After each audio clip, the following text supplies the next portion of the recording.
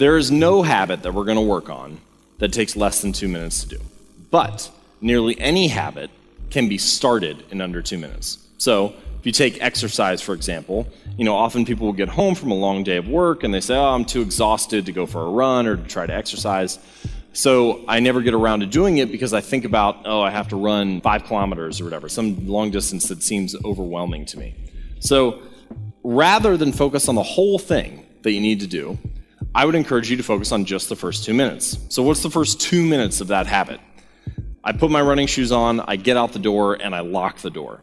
And if you do just that, it doesn't matter if you take another step. But what you find is that motivation often comes after starting, not before. We often think that motivation is something that we're supposed to have before we do work. But motivation will come as a result of doing some small bit of work, and then we can trust that the rest of the process will flow easily. But the point here is that the motivation needed to complete a habit is at its peak at the beginning of a behavior. The greatest amount of friction for any type of task is in the beginning, is in the starting. So the key idea is make it so easy that you can't say no.